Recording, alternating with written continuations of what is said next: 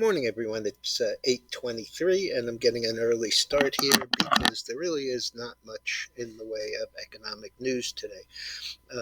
The only three things that I'm seeing are mortgage apps, which are already out. They were up, pardon me, yeah, they were up 0.5%, so up a half percent, and that is in contrast to last week's up 7.2%. Um, and internally, we had 2% up in purchases and 2% down in refis. So, pretty unimpressive in both directions. We have FedEx coming back a bit yesterday after the earnings. It had already closed at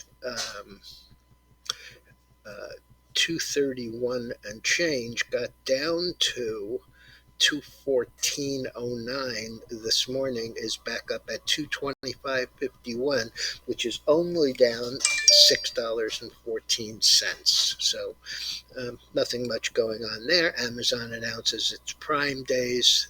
Those would be July 11th and 12th. And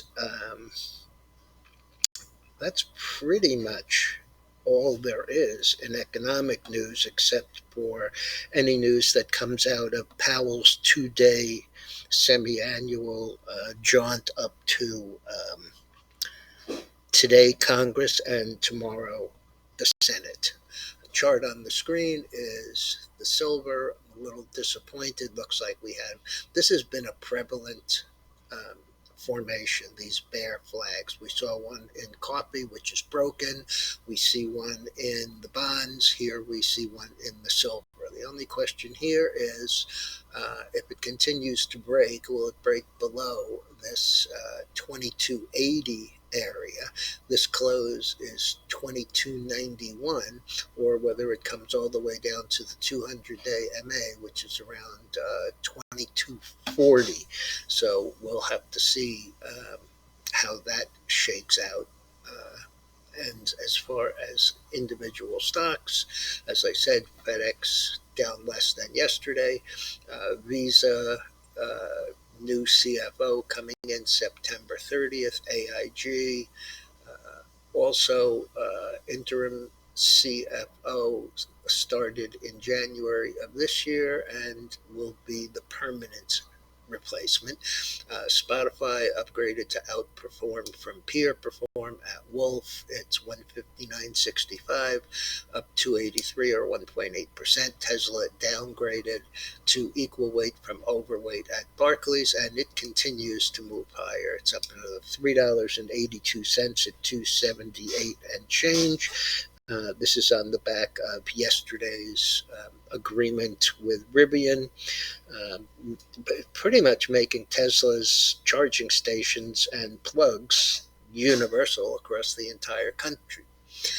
Adobe up about 8, also upgraded to outperform from market at BMO. 3M uh, down 14 cents, really not much, down a tenth of a percent. But it may have a dividend cut and higher debt because of the lawsuits that it's facing. Patterson Companies, PDCO, 31, up 274 or 9.5%. They beat by 14 cents on earnings. They beat on revenue, and they guided fiscal year 24 earnings per share above consensus.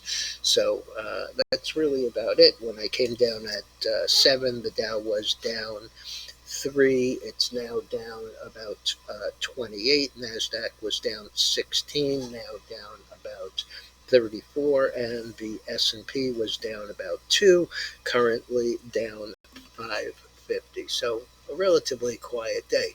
Um, Europe and Asia were both lower.